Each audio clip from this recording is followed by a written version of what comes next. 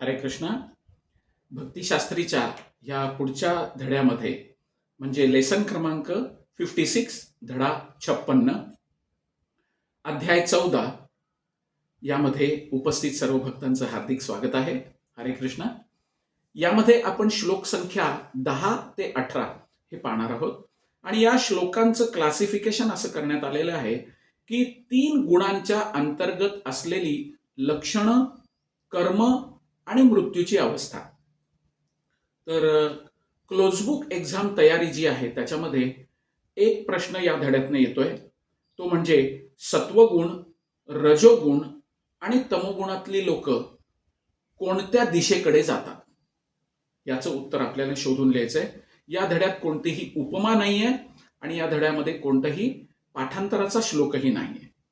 तर श्लोक संख्या 10 पासून आपण सुरू करणार आहे. तर आपण श्लोक पाहूया की त्याच्यामध्ये रजस्तमश्चाभिभूयं सत्वं भवति भारत, रजः सत्वं तमश्चैव तमः सत्वं रजस्तथा.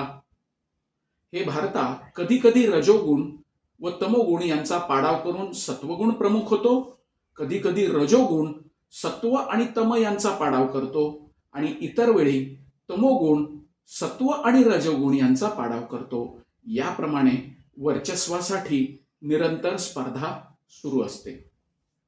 तर या धड्यामध्ये काही महत्त्वाचे मुद्दे जे आहेत ते असे आहेत की आपल्या कर्मानुसार आपलं कार्य, आपला सहवास, आपली निवड, आपलं अन्न या रीतींचे हे जे परिणामांचं वर्णन आहे हे केल्यानंतर कृष्ण आता अर्जुनाला सांगतायत की गुण स्थिर नाही आहेत, त्यांचा प्रभाव जीवावर पडतो आणि प्रत्येकामध्ये एक गुणाचा विशिष्ट प्रकार प्रबळ होतो. आता येथं हा जो प्रभाव सांगण्यात आलेला आहे तर सतत बदलणारं जग आणि त्यातलं शाश्वत न बदलणाऱ्या आत्म्याच्या दुर्दशेची विचित्रता ही दाखवली गेली आहे. म्हणून श्रील प्रभुपाद लिहितात की प्रत्यक्षात हेतू जीवात्म्याचा कृष्ण भावनेमध्ये प्रगती करण्याचा आहे ज्या जीवात्म्याचा, तर त्यांनी काय केलं पाहिजे, या तीनही पद्धती ओलांडल्या पाहिजे. तर कशा पद्धतीने आपण पाहू शकतो की वर्चस्वासाठी गुणांमध्ये, तिन्ही गुणांमध्ये निरंतर स्पर्धा सुरू असते. ज्याला खरोखर कृष्ण भावनेमध्ये उन्नती करायची इच्छा आहे त्यांनी 3 गुणांच्या पलीकडे जाणं आवश्यक आहे. आणि जर मनुष्य निश्चयी असेल ना तर त्याला सत्वगुणाचा लाभ होऊ शकतो आणि त्यामुळे तो सत्वगुणाची ही जी पायरी आहे सत्वगुण, त्याच्याही पलीकडे तो विशुद्ध सत्वगुणात स्थित होऊ शकतो. आणि हा विशुद्ध सत्वयुक्त अवस्था जी आहे त्याला वसुदेव अवस्था असं म्हटलं जातं. आणि ह्या अवस्थेत प्राप्त झाल्यानंतर मनुष्य भगवंतांबद्दलचं विज्ञान जे आहे ते जाणू शकतो. आता गुण कसं ओळखायचे, तर विशिष्ट कार्याच्या लक्षणावरून मनुष्य कोणत्या गुणात स्थित आहे हे लगेच समजू शकतं आपल्याला. आता यासाठी आपण पाहूया श्लोक क्रमांक 11, 12 आणि 13. सर्वद्वारेषु देहेऽस्मिन् प्रकाशक उपजायते, ज्ञानं यदा तदा विद्यात् विवृद्धं सत्यममित्युतः. त्याच्या पुढे आहे लोभ प्रवृत्तिरारंभः कर्मणाम् अशमस्पृहः, रजस्येतानि जायन्ते विवृद्धे भरतर्षभ, अप्रकाशो प्रवृत्तिश्च प्रमादो मोह एव च, तमस्येतानि जायन्ते विवृद्धे कुरु नंदन. म्हणजे जेव्हा देहाची सर्व द्वार ज्ञानाने प्रकाशित होतात, 9 द्वार आहेत देहामध्ये, तेव्हा सत्वगुणाच्या प्रकटीकरणाचा अनुभव येतो. हे भरतर्षभ, त्याला भरतर्षभ म्हणून संबोधतायत. जेव्हा रजोगुणामध्ये वृद्धी होते तेव्हा अत्याधिक आसक्ती, काम, कर्म, महत्प्रयास, अनियंत्रित इच्छा, लालसा ही लक्षणं उत्पन्न होतात. आणि हे कुरुनंदन जेव्हा तमोगुणामध्ये वृद्धी होते तेव्हा अंधकार, निष्क्रियता, मूर्खपणा आणि मोह प्रकट होतात. आता सत्वगुणातल्या मनुष्याची देहाची जी सर्व 9 द्वारं आहेत ही ज्ञानाने जेव्हा प्रकाशित होतात. आता आपण पाहू 9 द्वारं कोणती. 2 नेत्र, 2 कान, 2 नाकपुड्या, तोंड, जननेंद्रिय आणि गुदद्वार. ही अशी 9 द्वारं शरीरामध्ये आहेत. जेव्हा प्रत्येक द्वार सत्वगुणाच्या लक्षणाने प्रभावित होतं किंवा प्रकाशित होतं तेव्हा मनुष्यामध्ये सत्वगुणाची वाढ झाली आहे असं आपण समजू शकतो. आता सत्वगुणी मनुष्य सर्व गोष्टी योग्य स्थितीत पाहू शकतो, सर्व गोष्टी योग्य स्थितीत ऐकू शकतो आणि सर्व गोष्टींची रुची यथार्थ रीतीने घेऊ शकतो. मनुष्य जेव्हा अंतर्बाह्य शुचिरभूत होतो तेव्हा प्रत्येक इंद्रिय रूपी द्वारामध्ये सुखाची वृद्धी होते आणि ही सत्वगुणाची अवस्था आहे. आता आपण पाहू रजोगुणी मनुष्याचं लक्षण. रजोगुणी मनुष्य त्यांनी प्राप्त केलेली स्थिती जी आहे ना त्यामध्ये तो कधीच संतुष्ट राहू शकत नाही. आपला दर्जा वाढवण्याची त्याला सदैव लालसा असते. त्याला राहण्याकरता निवासस्थान बांधायची इच्छा असेल तर तो राजवाड्याप्रमाणे घर बांधण्यासाठी जेवढे प्रयत्न लागतील त्या प्रयत्नांची पराकाष्ठा करतो आणि तो घर बांधतोही अशा रीतीने बांधतो की जणू कायमस्वरूपी तो त्या घरामध्ये राहू शकणार. तो नित्य त्या घरात राहू शकेल. 200, 300, 400, 1000, 500 वर्ष तो त्या घरातच राहील या लालसेने तो त्या घराची निर्मिती करतो. आणि त्याचबरोबर इंद्रिय तृप्ती करण्याची तीव्र इच्छा त्याच्यामध्ये उत्पन्न होते आणि त्याच्या इंद्रिय तृप्तीला अंत नाही. तो सदैव त्याला आपल्या कुटुंबियांबरोबरच राहावंसं वाटतं. कायम आपल्या फॅमिलीचे जे लोक आहेत त्यांना आजूबाजूला घ्यायचं, सगळ्यांबरोबर ऐश आराम मौज मस्ती करायची. ही सगळी लक्षणं जी आहेत ना ही रजोगुणाची द्योतक आहे. आता आपण पाहू तमोगुणी मनुष्य. तर तमोगुणी मनुष्याचं जीवन निष्क्रिय असतं. आणि बघा जेव्हा प्रकाश नसतो तेव्हा ज्ञानाचा अभाव असतो. अंधार म्हणजे अज्ञान. तमोगुणी मनुष्य हा कधीही नियमक तत्व जी आहेत ना त्यानुसार कधी कार्य करत नाही. त्याला आपल्या लहरींप्रमाणे व्यर्थ कर्म करण्याची इच्छा असते. त्याच्याकडे योग्य कार्यक्षमता असली जरी ना तरी तो काही प्रयत्न करत नाही. त्याला मोह असं म्हणतात. आणि त्याच्या ठिकाणी चेतना जरी असली ना तरी जीवन निष्क्रिय असतं. चेतना आहे ज्या अर्थी आत्मा शरीरात आहे त्या अर्थी चेतना आहे पण जीवन निष्क्रिय असतं. ही सगळी तमोगुणी मनुष्याची लक्षणे. आता आपण त्यानंतर पाहू की या 3 गुणांतर्गत मृत्यू अवस्था कशी असते. श्लोक संख्या 14 आणि 15 मध्ये या ठिकाणी भगवंत सांगतात कशा पद्धतीने. यदा सत्वे प्रवृद्धे तु प्रलयम याति देहभृत तदोत्तमविदां लोकान् अमलान् प्रतिपद्यते रजसी प्रलयम गत्वा कर्मसंगीषु जायते तथा प्रलीनस्तमसी मूढयोनिषु जायते.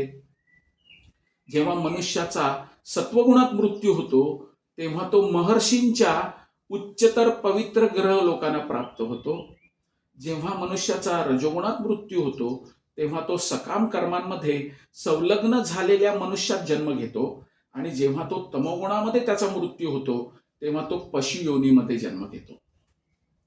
तर अशा पद्धतीने 3 गुणांच्या अंतर्गत वेगवेगळ्या मृत्यूच्या अवस्था कशा प्राप्त होतात ते पाहूया आपण. की जेव्हा एखाद्याचा सत्वगुणात मृत्यू होतो तर सत्वगुणी मनुष्याला ब्रह्मलोक, जनलोक इत्यादी सारखे जे उच्चतर ग्रह लोक आहेत ना त्याची प्राप्ती होते आणि तिथे तो दैवी सुखाचा उपभोग घेतो.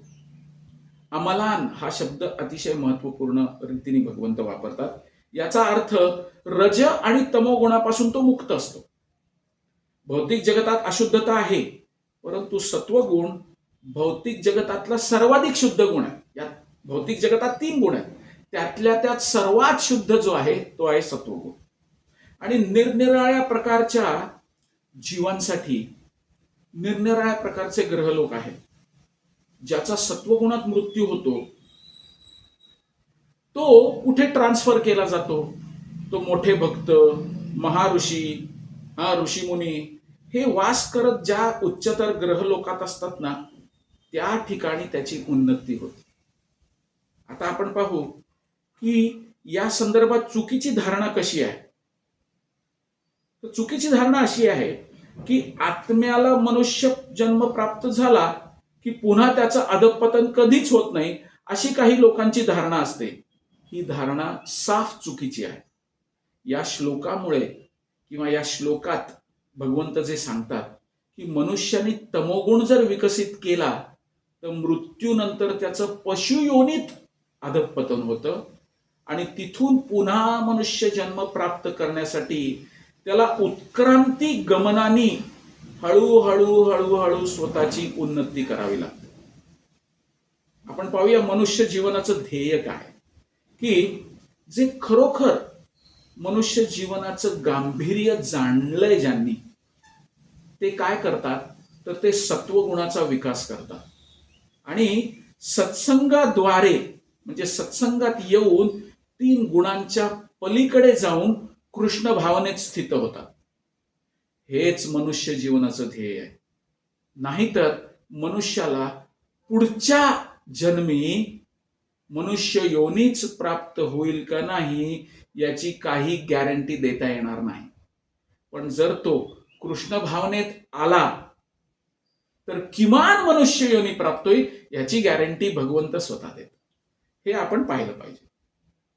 त्यानंतर आपण पाहूया की 3 गुणांमधल्या क्रियांचे काही विविध परिणाम आहेत. म्हणजे श्लोक संख्या 16, 17 आणि 18 हे 3ही श्लोक आपण पाहूयात. तर कर्मणा सुकृतस्याहु सात्विकम निर्मलम फलम रजसस्तु फलम दुःखम अज्ञानम तमसः फलम सत्वात् संजायते ज्ञानम रजसो लोभ एव च प्रमाद मोह तमसो भवतो ज्ञानमेव च ऊर्ध्वं गच्छन्ति सत्वस्था मध्ये तिष्ठन्ति राजसाः जघन्य गुणवृत्तिस्था अधो गच्छन्ति तामसाः. 3 श्लोकांमध्ये प्रभुपाद सांगतायत पुण्यकर्माचं फळ शुद्ध असतं आणि ते सत्वगुणामध्ये असल्याचं म्हटलं जातं, परंतु रजोगुणामध्ये केलेल्या कर्माचं फळ म्हणजे दुःख आहे आणि तमोगुणामध्ये केलेल्या कर्माचं फळ म्हणजे मूर्खपणा आहे. सत्वगुणापासून वास्तविक ज्ञान उत्पन्न होतं, रजोगुणापासून लोभ उत्पन्न होतो आणि तमोगुणापासून प्रमाद, मोह आणि अज्ञान उत्पन्न होतं. सत्वगुणी मनुष्य क्रमशः ऊर्ध्व गतीने उच्चतर लोकात जातात. रजोगुणी मनुष्य पृथ्वी लोकातच वास करतात आणि जे निंद्य अशा प्रकारच्या तमोगुणात आहेत त्यांचे नरक लोकात पतन होतं. आता या 3ही श्लोकांमध्ये प्रभुपाद काय सांगतायत ते आपण पाहू. तर रजोगुणयुक्त कर्म जे आहे हे केवळ आणि केवळ दुःख निर्माण करतं. बघा, भौतिक सुखाकरता केलेलं कोणतंही कर्म हे अंतिमतः निष्फळ ठरतं. जर मनुष्याला गगनचुंबी इमारत बांधायची असेल किंवा अतिशय महालासारखा, राजवाड्यासारखा बंगला बांधायचा असेल तर ती बांधून होण्यापूर्वी त्याला प्रचंड कष्ट सोसावे लागतात. संपत्तीचा पुरवठा करणाऱ्याला म्हणजे जो संपत्ती पुरवठा करतो त्याला धन प्राप्ती करण्यासाठी कठोर परिश्रम करावे लागतात. आणि बांधकाम करणाऱ्या कामगारांना देखील भरपूर शारीरिक कष्ट करावे लागतात. त्याप्रमाणे दुःख हे कायमस्वरूपी असतंच. म्हणून भगवद्गीता काय सांगते, तर रजोगुणाच्या प्रभावाखाली केलेलं कोणतंही कर्म हे निश्चितपणे दुःखकारक असतं. याच्यामध्ये तथाकथित थोडंफार मानसिक सुख असू शकतं. हे घर माझं आहे, हा पैसा माझा आहे, ही जाणीव थोडंसं सुख त्याला देऊ शकतं, पण हे वास्तविक सुख नसतं. आपण पाहू तमोगुण. आता तमोगुणाच्या बाबतीत जर सांगायचं झालं ना, तर तमोगुणात कर्म करणारा जो आहे ना, तो अज्ञानी असतो. म्हणून त्यांनी केलेल्या सर्व कर्माची परिणती ही वर्तमान काळात दुःखामध्येच होते आणि भविष्य काळात तो पशुयोनीत पतित होतो. मायेच्या प्रभावात पशूंना कळत नाही, आणि कळत नसलं तरी पशुजीवन जे आहे हे सदैव दुःखमय आहे. निष्पाप प्राण्यांची हत्या ही सुद्धा तमोगुणाच्या प्रभावामुळे घडते.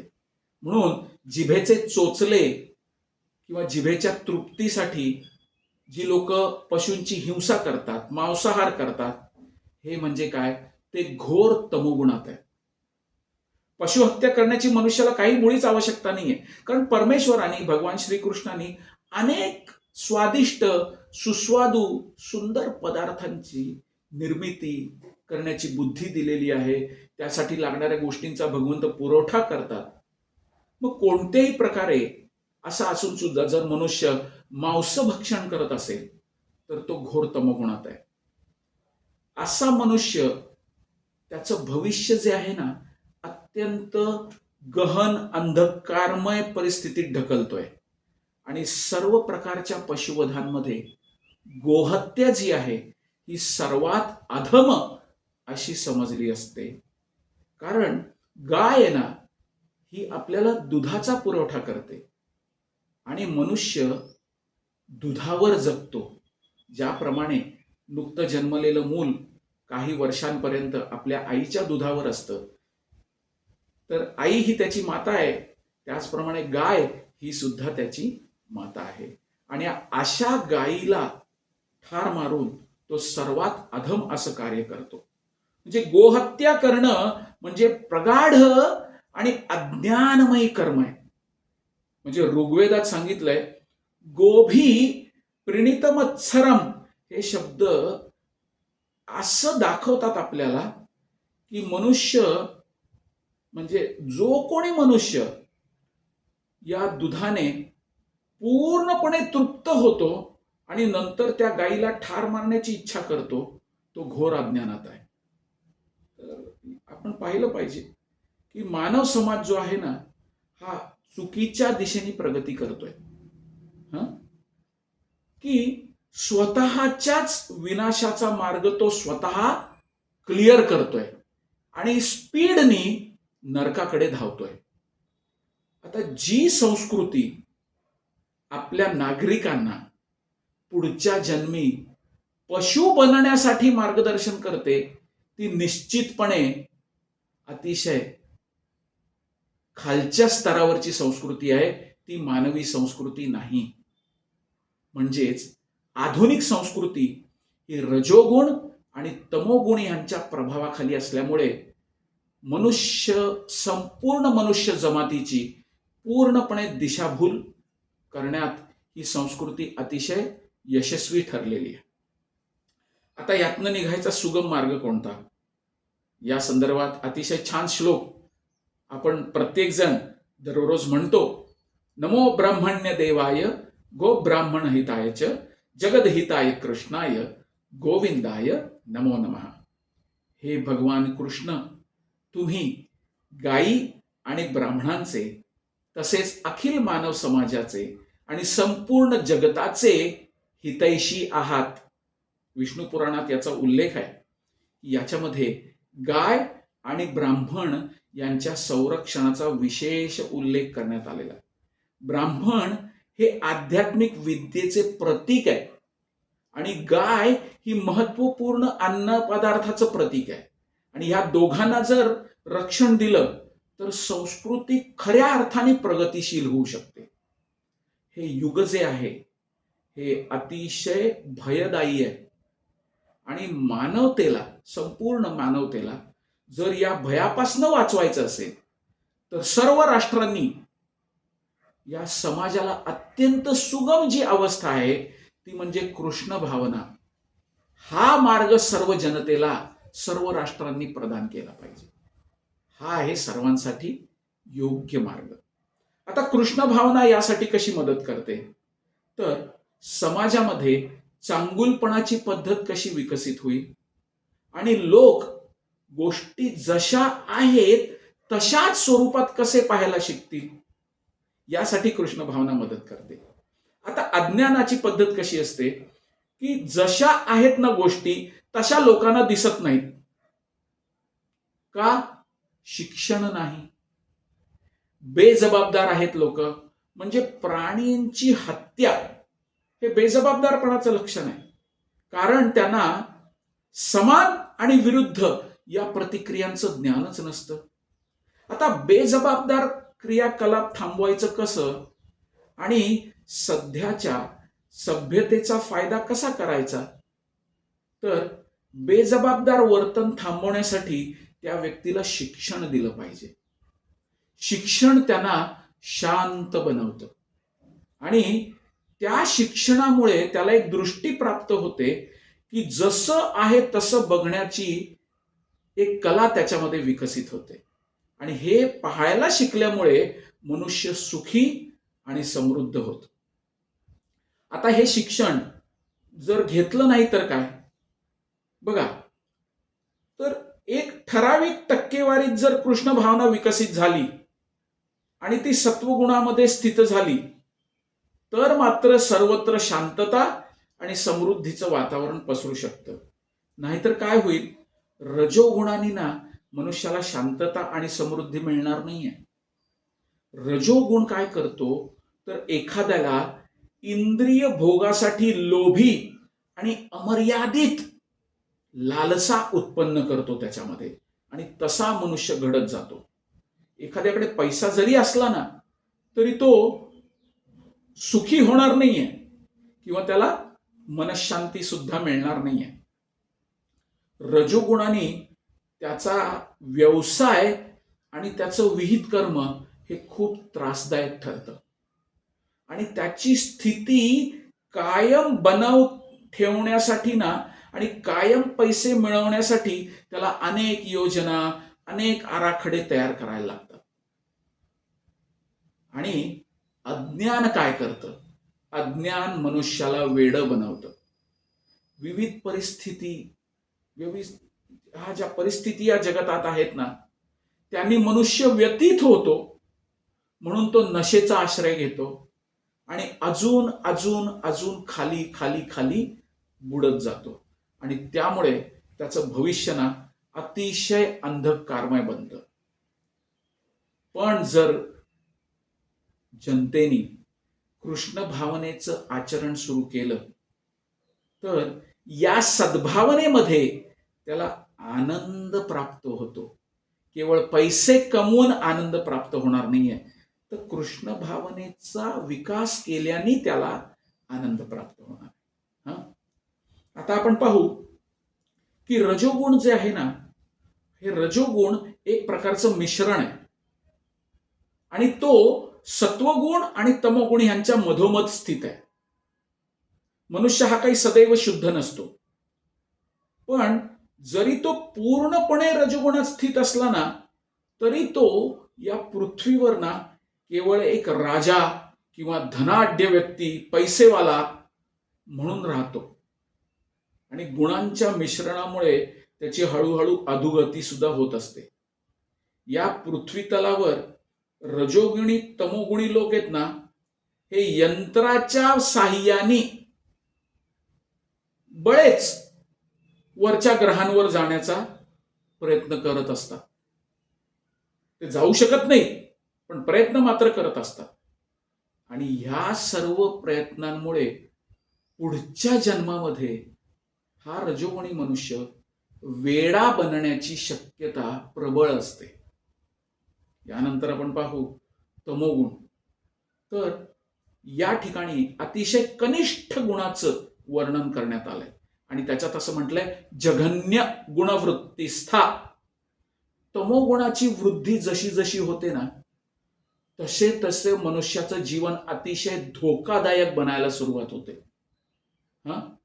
कारण भौतिक प्रकृतीतला अत्यंत खालच्या स्तरावरचा हा गुण आहे. मानव योनी जी आहे त्याच्या खालोखाल कोण आहे? पक्षी, पशु, सरपटणारे प्राणी, वृक्ष, या 80 लाख योनी ज्या आहेत ना, या तमोगुणाच्या विकासानुसार मनुष्याची हळूहळू हळू अधम योनीमध्ये अवनती व्हायला सुरुवात होते.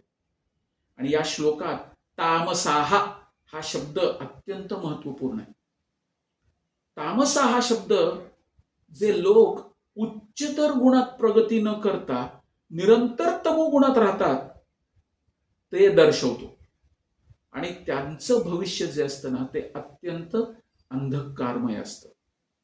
तमोगुणी आणि रजोगुणी मनुष्य यांना सत्वगुणात उन्नत होण्याची संधी उपलब्ध आहे. आणि ही संधी म्हणजे कृष्ण भावनेचा स्वीकार करणे. पण जो व्यक्ती या संधीचा लाभ घेत नाही तो निश्चितपणे कनिष्ठ गुणातच राहतो. तर अशा पद्धतीने हा धडा जो आहे हा पूर्ण झाला आणि यात आपण पाहिलं वेगवेगळ्या गुणांचा प्रभाव, त्यांची लक्षणं काय असतात. तर थँक्यू व्हेरी मच. या ठिकाणी आपण थांबूया. ग्रंथराज श्रीमद भगवद गीता की जय. श्रील प्रभुपाद की जय. निताय गौर प्रेमानंदे. हरि हरि बोल. हरे कृष्णा.